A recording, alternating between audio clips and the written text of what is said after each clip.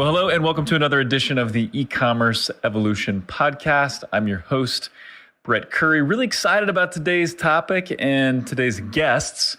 And yes, I did say guests, plural. So we have two guests joining us today. We're talking about B2B e-commerce, which is just exploding and huge. And even if you're not in the B2B space, business to business space, I still think this is going to be important because of the incredible growth in B2B. And if you're a service provider at all for e-commerce, you need to pay attention to today's episode. And so today I have some very esteemed guests. I have Miss Carrie Weidenbach and Miss Darren Sapanek. So Carrie, Darren, welcome to the show. How's it going? Great. Thank you so much for having us both on. We're really excited about being on this podcast. We are longtime listeners and first-time guests. Yeah, I love that. I love hearing that. That's awesome. So, and Carrie, welcome to you as well. Thank you, Brett. It's great to be here and back in touch with you. You and I have worked together for years, and I'm a big fan of yours as well. So thank you. Good. Very cool. Well, I'm excited about this topic. It's a hot topic right now. You guys bring just a ton of e-commerce experience to this topic and then a unique perspective to B2B. And so if you would, though, you guys have awesome backgrounds. You've been in e-commerce forever. You guys know what you're talking about. So if you wouldn't mind, give us kind of the quick background of how you got into e-commerce and then how you got here. You're both at E7, and so we'll talk about E7 in a minute. But Darren, you go first. How did you get into e-commerce? I started back in the very early days of Magento when it first became actually Magento from Varian as a service company. I was consulting and they were a client of mine. And it is my second time actually, because E7 has the same story for me, but I loved the company so much I joined. And so I started doing their marketing before they even had any marketing, and served a multiplicity of roles in that regard. And then I ended up, my final role with them during my tenure was running partner marketing for them and helping to build out the worldwide partner program. So I had the pleasure of meeting so many companies around the world, technology, solution, hosting, just everybody. It was an amazing experience being with Magento, being part of that growth, the excitement.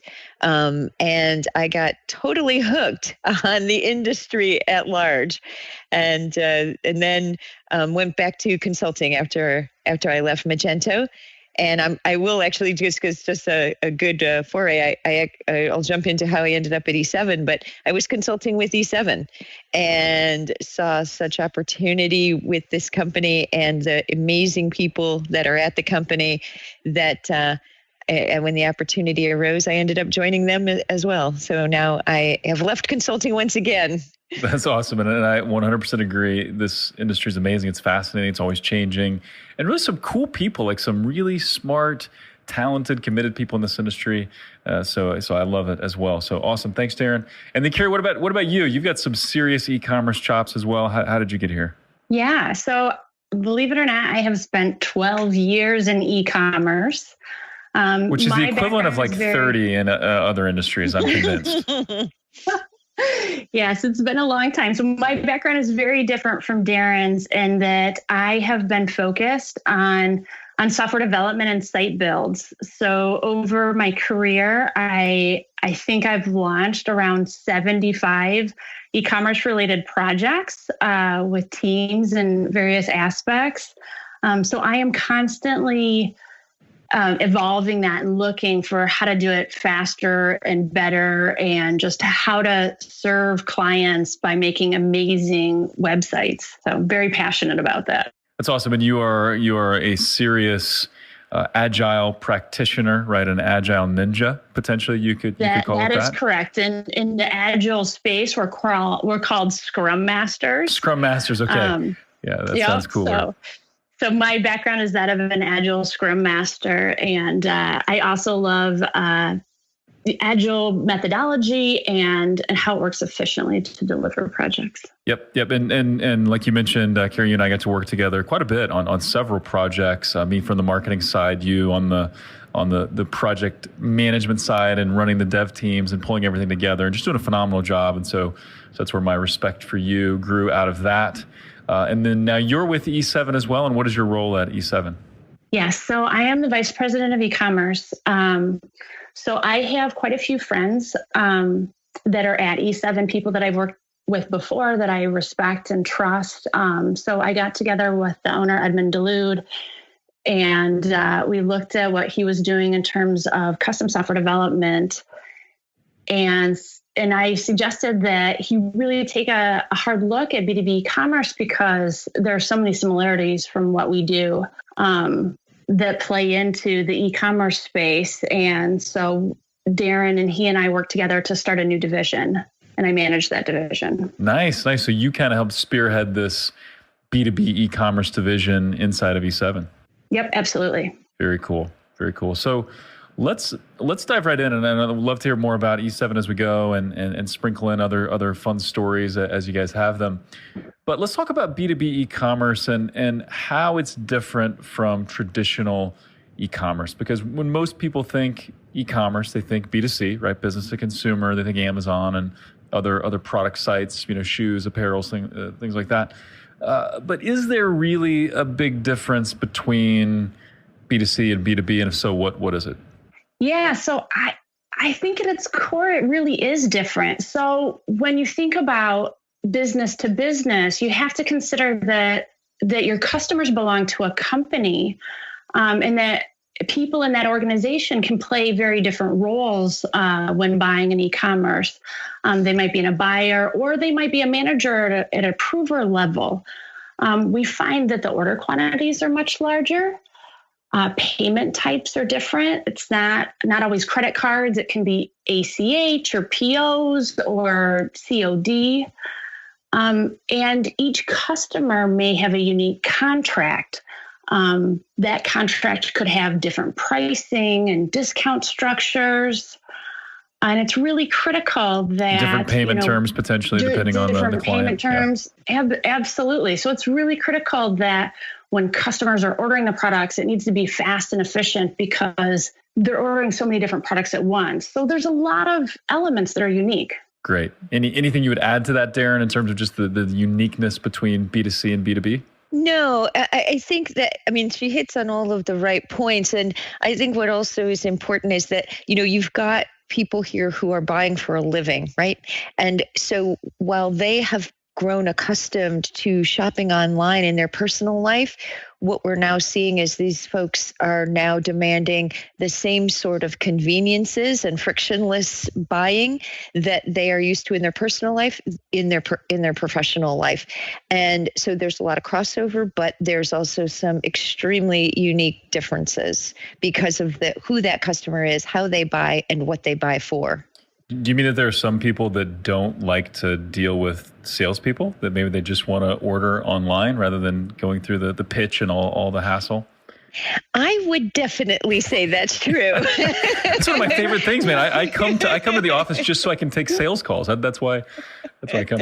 But it's so true. And that, it's one of those things where once you start ordering online, you think, man, this is just amazing. Then why can't I do this at my company? Why can't I order the stuff for my office, the tools, the widgets, whatever I need? Why can't I order that online as well? So that makes a ton of sense. I've read lots of stats, and you guys may know them by heart. I would quote them, but I know I'd get them wrong. B2B e-commerce is growing like 1,000,000% or something. Mm-hmm. So it's growing rapidly, growing even faster than B2C e-commerce, right? But why is it that some B2B companies have been slower to adopt e-commerce? I think they're coming along, but there's still been some that have been fairly slow to jump on board. Yeah, it is true, right? We saw a tremendous rise over the last 10 years in B2C e-commerce, and it has become quite commonplace. But interestingly, on the B2B front, there's been extremely slow adoption. And I think there's a multiplicity of reasons. But I think that primarily they're looking at it like, look, if it ain't broke, don't fix it, right? I've got a sales model. It works. I've got great sales guys. They hustle. They go out. These are the road warrior kinds of sales reps. But the problem is that has become very short-sighted, and it is putting those kinds of companies at a competitive disadvantage, because while there's a big investment that is required for implementing a B2B e-commerce site. If they don't do this, the new generation of people coming up, and both from the buyer standpoint and internally in these companies from a managerial standpoint, they're all going to demand that these conveniences are made available to them, or the people inside that B2B seller, those managers that are now coming up are going to be shaking their heads going, why are we still doing it this way? There's so many efficiencies that we can achieve with a B2B e-commerce site. So while their model may not be broken, there are so many advantages that they're not taking, they aren't taking advantage of by implementing e-commerce, that they're going to start falling drastically behind. Yeah, and you got to pay attention to the market, right? You have to pay attention to where the market is going. And just like the Wayne Gretzky quote that I love, you skate to where the puck is headed, not where it is now. And, and B2B buyers, they want to buy online. So you've got to be preparing and moving in that direction. We picked on salespeople a little bit, or I picked on salespeople a little bit. And that was a little bit unfair because I am a salesperson and we're all in sales to a certain degree, but nothing wrong with being a sales rep at all. But I know that can often be a source of friction inside the organization. So we make this push to say, okay, hey, let's develop this e-commerce presence. Salespeople are territorial in more ways than one. And so they think, no, that's going to eat it, take sales out of my pocket, and that's going to make things harder for me. And then does that mean you don't need me or don't love me or don't want me anymore? So what advice would you give to either the company or the sales reps, and how should they think about e-commerce? I believe that this is one of the reasons that there's been slow adoption. And it's really unfortunate because it's a misunderstanding of how e-commerce can be used. It is certainly not the death of the salesman. It's important for both the company and their sales reps to understand how e-commerce can benefit their business, their sales, their costs, right? It lowers costs. It can really improve client engagement. And what it does is it changes the role of the sales rep. They no longer serve that role as transactional order taker because technology takes that on. Now they have a strategic role to play. They can focus more on business development, both within clients they already have, right, to expand their role within the client and the business that comes out of that client, and to broaden the number of clients that they have. They can work more on business development and play a more strategic role within their own company and with the clients. I completely agree, Darren. I mean, the sales rep should spend their time building relationships and finding new opportunities. And what the e-commerce site does it just streamlines all the administrative aspects of a salesperson's job. So if I were a full-time salesperson, I would want to not have to do all that legwork and let the e-commerce store do it for me. Yeah, order taking is the worst part of being in sales. I think most people would agree with that. Like writing up the order, filling out the paperwork. That I'm terrible at it. I'm absolutely terrible. Maybe that's why I started my own company, was so I didn't have to do that piece of it. But yeah, really the value is in building relationships and being persuasive and connecting with clients. And so that's what a salesperson should be doing, not taking orders. I fully agree. And I have one more thing I want to add on that. One of the other things that's really important is that when companies, it's important for the sales rep and the company to know that when they adopt an e-commerce strategy, they can also change their sales rep's compensation plan. And it's very critical, right? Because while the sales rep previously may have been compensated on a certain number of orders that he takes, just because the e-commerce site is taking those orders now doesn't mean that rep doesn't get compensated for the sales that come in through their client. So I think that's really important as well. They need to understand that this is not going to, it does not need to negatively affect your compensation.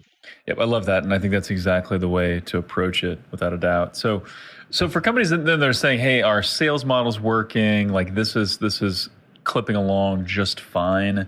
What other things might you use to inspire them to go digital, to go e-commerce? So aside from the fact that just everybody likes to buy online, what else would you say to push them towards e-commerce? Yeah, absolutely. I mean, everybody these days is talking about the connected world and the Internet of Things. And the truth is that if companies don't change with the times, they're likely to get caught off guard because their customers are going to migrate to companies that provide better ways of engaging, right? We've seen this happen time and time again with, large shifts in the marketplace. So I think it's really important that companies get ahead of that curve so that they're not left behind. I mean, really, nobody wants to fax or email in orders. That's just the old way of doing things. And I get that, entering the digital age is a big challenge for people. I remember working on a project just a couple of years back with a company that had been selling through a catalog for about 40 years. So like really entrenched in their business and working that way. And transitioning everything online meant that they had to change how their entire back office worked. But they knew it was worth it. And so they buckled down and they worked through every step of figuring out how to move their business forward. And reducing the overhead from taking orders all the way through fulfillment really allows a company to focus on what's important. In the end, it's serving clients and employees better. And I think that's what every company wants. Mm-hmm. That's right. And what the e-commerce site does is when that sales rep isn't there, right? So that model may be working great, but the sales rep can't be at all places at all times. The e-commerce site is. So all of that product information, everything that the buyer needs to do to place their orders is available to them, obviously, 24/7. The interesting statistic is that when a company implements an e-commerce site, their average order value goes up. It wasn't that the sales rep previously wasn't doing a great job. It's just that now when that buyer is looking on that site and they're looking at the products that they need, and you implement some great upsell and cross-sell capabilities on that site, guess what happens? Right? You've now engaged them at a deeper level, and you are doing some selling online versus having a rep having to constantly go out and do that. So the numbers will prove themselves in very short time. Yeah, that's awesome. Carrie, you mentioned the Internet of Things, which is interesting, and one of the things that I like to pay attention to is subscription-based purchasing. We're doing this more and more for our family. Doing subscribe and save on Amazon and things like that, or you got things like the I just forgot the name of it, but the button you press, to reorder Tide or whatever.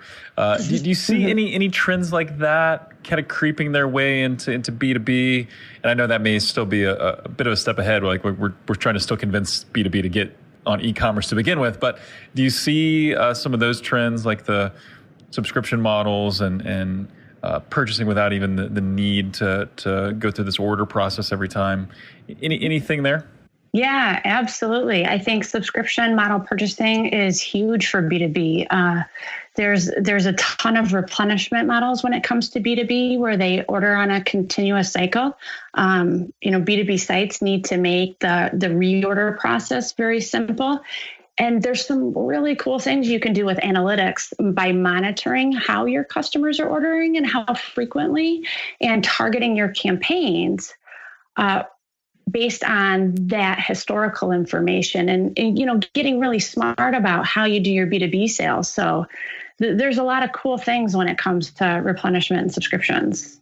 Yeah, one of the most basic fundamental elements of a B2B site that's very different from B2C is the fact that you have to have quick reorder capability, because buyers go in and they reorder the same thing over and over and over again, because this is what they're running their own manufacturing plants on or whatever, right? So if you're ordering screws, you're ordering 1,000 a week, every week, week after week, or whatever you do. Got it. So that reordering piece, the subscription piece is very, very important. Mm-hmm. Carrie, you mentioned something about watching analytics and kind of crafting campaigns accordingly. Do you mean by that like using the data so that salespeople know what to present better, or do you mean using the data then to influence your email marketing or other outbound marketing, or any other thoughts there? I think both of those things. So if you have a customer that typically orders every month and, time goes by and they haven't, you can set triggers to reach out for your sales rep to reach out to them at the appropriate intervals. You could do that with a rep or an email. Yep. Yep. And I think the more automation you can use, the more tools you can use to make sure things don't slip through the cracks, the better. So usually in companies, there's going to be some champion, someone who's saying, hey guys, we gotta make e-commerce a real push here. We have to put some energy behind this and budget behind it. What would you suggest that the e-commerce champion do to support their cause? One thing is there's tons and tons of data out there right now. B2B e-commerce is, I think, the sort of favored topic of a lot of the analyst groups. And there's just tons of stuff out there that can support that cause, numbers galore. Figures like most of the B2B companies today will be selling products online by 2020. So if you're the guy that's not, you're going to be at a significant disadvantage. Other things like, if you're selling less than 10% online today, chances are your competitor is doing a whole lot more. So look out. 70% of B2B demand is going to be moving online. So all of these numbers point to that cause.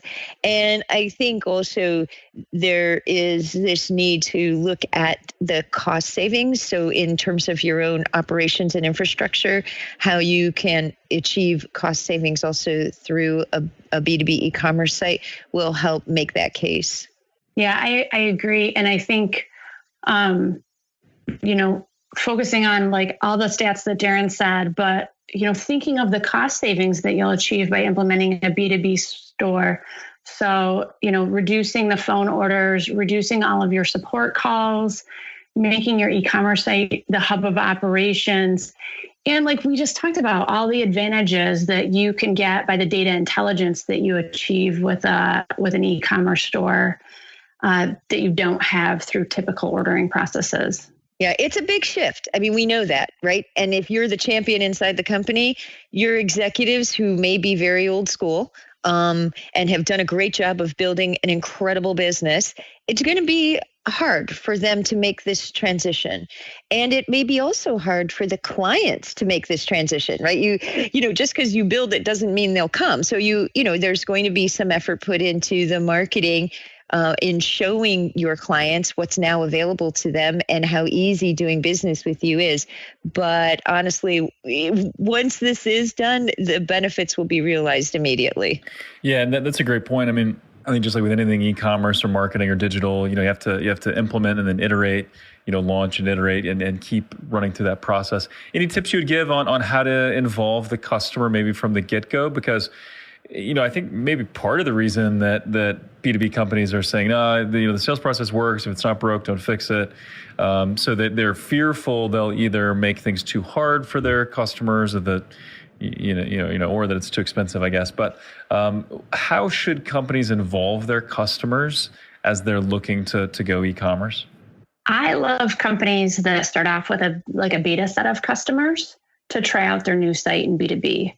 So you get your favorite group of customers that you're really close to, and you let them kick the tires and make improvements to it, and really get it working seamlessly. I think is a great way to kick off a B2B site. Yep, I love that too. And don't skip that step. I think people are tempted to think they know exactly what their customer wants, and so they'll build it and then just launch without getting any feedback. And I think that can lead to problems. Mm-hmm. And I think what you say there, Brett, is ask them what they want, right? So don't be afraid to reach out to your clients and ask them, what do they need? What do they want to make doing business with you easier, better, more productive for everyone? And I don't think companies do that a whole lot. And just because a buyer may not be coming to you and saying, hey, you guys got to go online because all my other suppliers have online sites and, you guys are the ones that don't. Just because they don't come to you and say it doesn't mean they're not feeling like, oh, God, these guys are getting to be a little cumbersome to do business with now because I got to wait for the sales rep or I got to make the phone call. I have to fax the order in. If they're, just because they're not complaining doesn't mean that they're not feeling that pain. Yeah, totally agree. Carrie, you mentioned something earlier that I thought was kind of interesting. You talked about the e-commerce site as a hub. What do you mean by that? Can you expand on that a little bit? Yeah, absolutely. So if you can envision it, right, that the e-commerce site kind of sits in the middle of your operations, and it has data coming in from all sides. So it's a great way for customer acquisition, right? And SEO and people to find out about your company. And then you want to make sure that you connect it to all your other systems. So your ERP, order management, shipping and fulfillment, your accounting system, your CRM.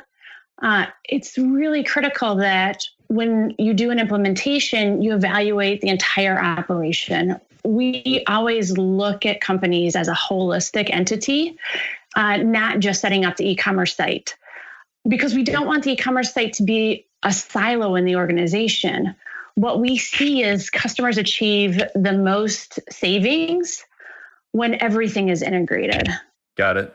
Makes perfect sense. Let's talk a little bit about mobile. In our world, and I live a lot in the search world and advertising world, and obviously, we all know that now more searches take place on mobile than on desktop, and everything is kind of going mobile. But is that as important in the B2B space as it is B2C? Talk mobile for just a minute, if you would. I would argue that it's equally as important, if not almost more important, because what's happening is you're the buyer and you're buying for a manufacturing line, let's just say, right? So you need all kinds of different parts from your suppliers, and you're walking around, you're going about your daily business, and there's questions about a spec for a product or something, right?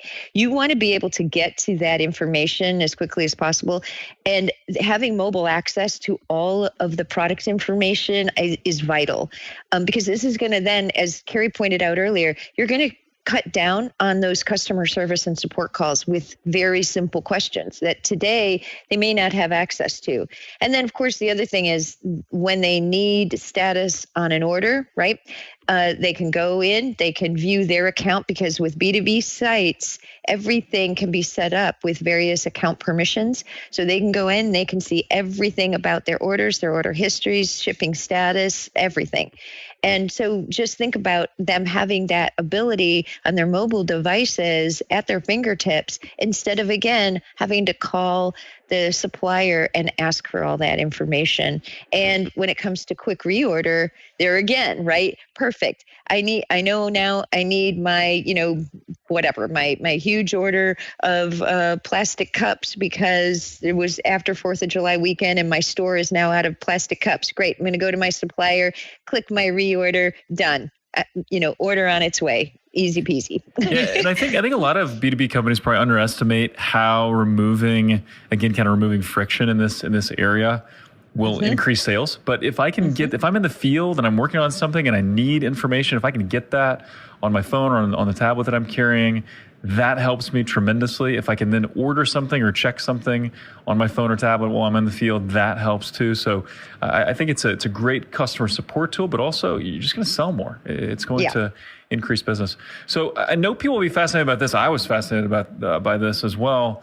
Oro Commerce. I know you guys are working a lot with Oro, and you guys both have experience with different platforms, and every platform I think has its place, or at least for a period of time anyway. Oro Commerce. So talk about what it is and kind of who's behind it. Yeah. So a lot of people probably have not heard of it, and that's not surprising. It's new. The company is called Oro Inc. They started out with a product for e-commerce, a CRM for e-commerce. So it was Oro CRM. And then they saw the opportunity for B2B e-commerce and created a platform very specifically for B2B sellers. It's the only platform out there built from the ground up for B2B very specifically.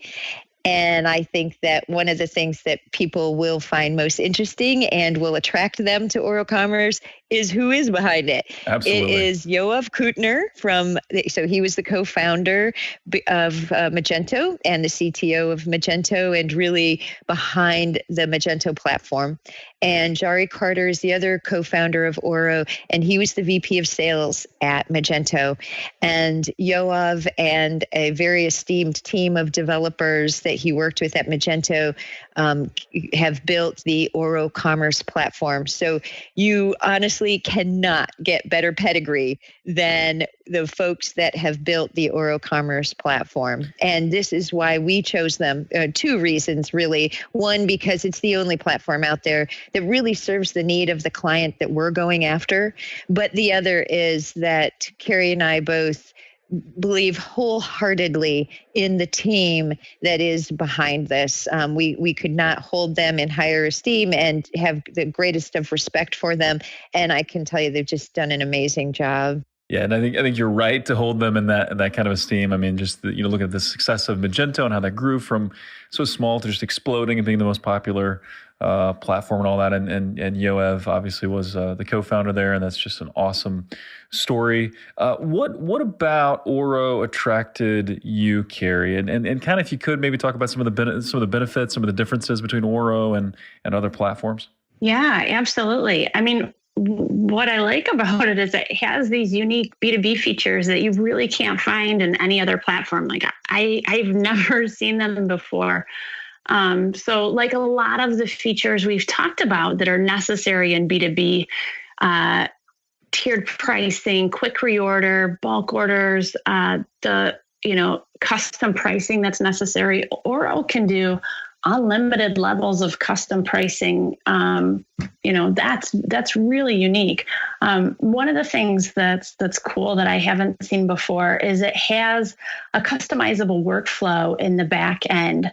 So in case you need to create a customized registration workflow, maybe you need to approve customers before they can buy on your site. Or let's say you have a custom checkout flow. So say you have a buyer in your company and their limit is $1,000 of merchandise they can buy. You can set up the workflow so that then that order goes to their manager and their manager can approve it so that it can continue through the process. That's something that's easily created in Oro. It's really cool. So some of those things that may be possible in other platforms, but would just take a ton of custom development and a ton of effort.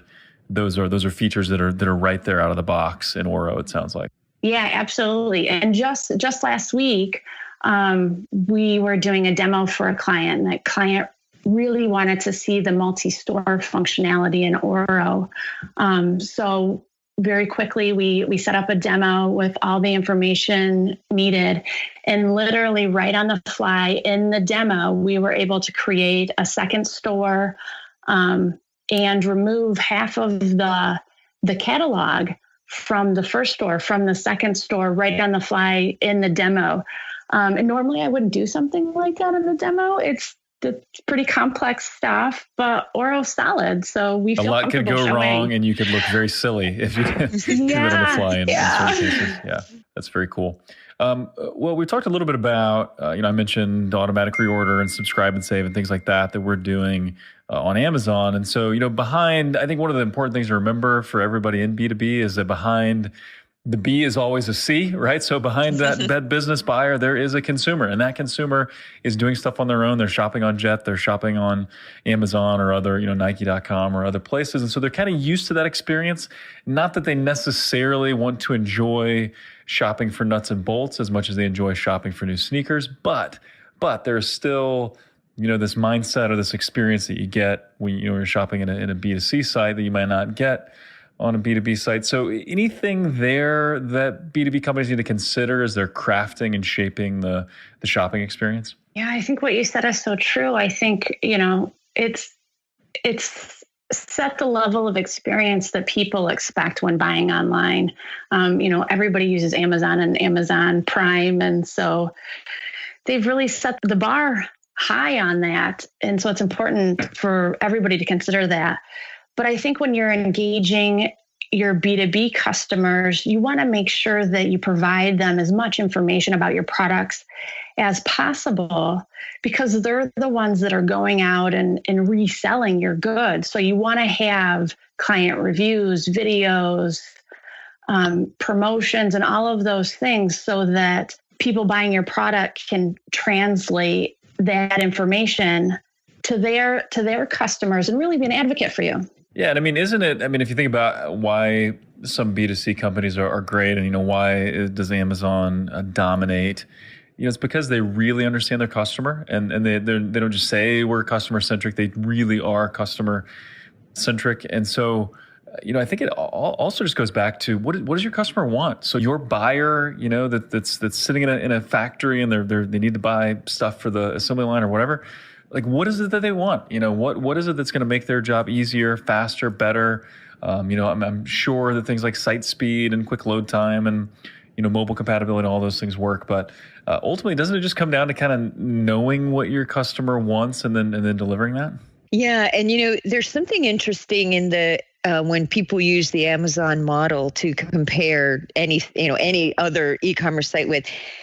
Amazon at its core is essentially a site catered for the highest levels of accurate search. Yep. People will actually use Amazon the same way they use Google. Yep. And absolutely. You go in, right, and you use it as search functionality. We have looked at a lot of companies who have online ordering, but I would not say that they have an e-commerce site. And here's where the difference is. I could go to a site that has online ordering for, let's say like, some all kinds of hardware that they sell. Okay. It would take me a minimum of half a dozen clicks to get to the product that I want, because what they'll do is typically they'll divide it out by category. Right. Then they divide it into, then I click the category, then I get some subcategories. I click my subcategory, then I get a list of products, then I have to click into the product, then I get the specific product in the size that I need it, and then I can add to cart. Way too many steps, not okay. A B2B e-commerce site can set up all these attributes, right? You can set up all the filters that you need. We can set up very intelligent search. And now when I say that I need a screw of this metal type and this dimension, boom, I get it. And so again, we go back to that frictionless buying experience. And I would say that for a lot of B2B companies out there, just because you have an online ordering system doesn't really mean you're serving your client the way they want to be served, as you pointed out, Brett. Yep. So true. Yeah. And you make people jump through hurdles like that, man, they just begin to resent you and they hate their own life at that point. just no good. So making that easier. And so bringing up the Amazon thing, I think so many people, they say, okay, nobody sells like Amazon. So I'm going to look at an Amazon product detail page and I'm going to make my product detail page just like that. And that's often a mistake. Like, so, Amazon exists and they succeed because of their context and because of who they are and because of what they provide, right? So some merchants may do way better if you make your product detail page a lot simpler with less data there, especially if you're driven on mobile and other things. And so I think you have to look at why something is successful, not just, oh, that's successful, I'm just going to copy it. And so really understanding what does your customer want? How can we make this painless? How can we make it easier? And that, I think, will win the day in the end. So is there a real difference? Does it matter what you're selling, right? So in the B2B context, should someone say, well, yeah, but what I sell, that can't work in e-commerce. So I sell a commodity, I sell something that's just boring, whatever. Does it really matter what you're selling? It does not. I mean, if you look at commodity kinds of products, right, there's actually equal, if not greater reason and obligation for that company to set themselves apart from the competitor. Because if I and 10 other competitors are basically selling the same thing, then it's up to me to make the experience that my clients have with me better and easier. It's up to me to make sure that the client is properly educated on the products. Whatever I can do in order to set myself apart, even in a commodity space, is going to garner me that client over the long run and more orders from them. I agree. I think in a commodity-based business, it comes down to user experience and I'm sure price weighs into that. But I had an experience of building what I think is a commodity-based business, banking supplies, right? I'm sure you can get coin rolls and money wraps all over the place. But they really tried to set themselves apart and based on their experience, their design. And they did this cool thing, which I thought was really fun. They shipped candy with every order because they were sure the women in the back office of the banks wanted that candy. So I thought that was a cool strategy to differentiate themselves. Yeah, and really, if it comes down to it, I mean, if I can buy coin rolls from anywhere, and actually, I only use Bitcoin now, so I don't need coin rolls. But you don't need coin rolls. So it's so last century, But so if you're going to order that stuff, coin rolls or whatever, and it's the same price everywhere, then I want to go to the place that makes it fun and the place that thinks about me and sends me some candy or whatever the case may be. And that's an awesome example. I love that. Good. What advice would you give to somebody then? So the company that's thinking about, okay, either we have no e-commerce presence and so we need to explore that, or we kind of have online ordering, but we need a real e-commerce presence. What advice would you give to them? What should they do next? I really advise them to absolutely look at what's available today as in these platforms. The functionality that's out there now is leaps and bounds above what was available just a year ago. And you can get up and running on an e-commerce store that has a ton of B2B specific features quite cost effectively. So the market's really changed. There's a lot of benefits that might not have been there just a couple of years ago. And I think that one of the things that B2B companies have to do is to look at themselves as a company that can sell online and to stop saying, I don't think it's for me because I only sell pipes, right? Or I sell heating and air conditioning supplies. I sell cups and plates to restaurants. All of these things can be ordered online. A B2B seller is anyone that basically that manufactures a product, that distributes a product, or sells via wholesale, right? If you sell to another business, then you are a B2B seller, and we haven't encountered anyone yet that couldn't do this online. We've got people we're talking to that sell everything from coffee to medical supplies to paper goods. I mean, it just runs the gamut. And so people need to open up their minds to what is available to them in how to make their selling model more efficient and more cost effective. Great. And I think what's kind of flawed in that thinking you uncovered there, that some anyway, B2B companies have, is they think, well, I just sell this, or I just sell that, or I'm just, I'm just this. It's not about you. It's about what your customer wants, and they want e-commerce, right? So your main job is just to make things easier and to provide value, to provide benefit to your customer, and that's what e-commerce can allow you to do. So perfect point. Yeah. Well, ladies, this has been phenomenal. Love chatting about anything e-commerce related, and B2B is fascinating to me. You guys did an awesome job. So if someone is saying, hey, we need Darren and Carrie, we need their advice, we need to pick their brain, we want to talk about B2B e-commerce, how can they get a hold of someone at E7? Yeah, sure. So I've got a simple email that they can use. Don't worry, this is not a generic kind of, right? It's going to actually come directly to me. It's just easier to remember. We can send an email to sales@e7solutions.com. Please visit our website. We've got lots of great content on our website regarding B2B e-commerce. It's e7solutions.com.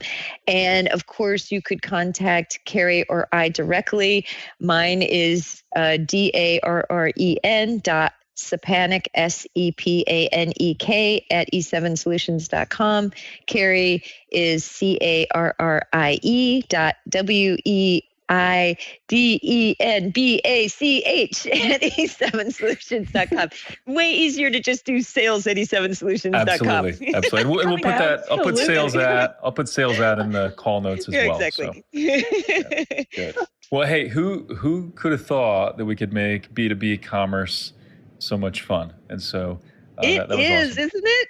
It really is. I love solutions. Like I love stuff that works and solving real world problems with technology. It's cool stuff. So, Carrie, Darren, thank you so much. You guys were awesome. Thanks for coming on the show. Thank you so much. Yeah, thank you for having us, Brett. We really appreciate it. Absolutely. So that'll wrap it up for this episode. As always, let us know what you'd like to hear more of or less of.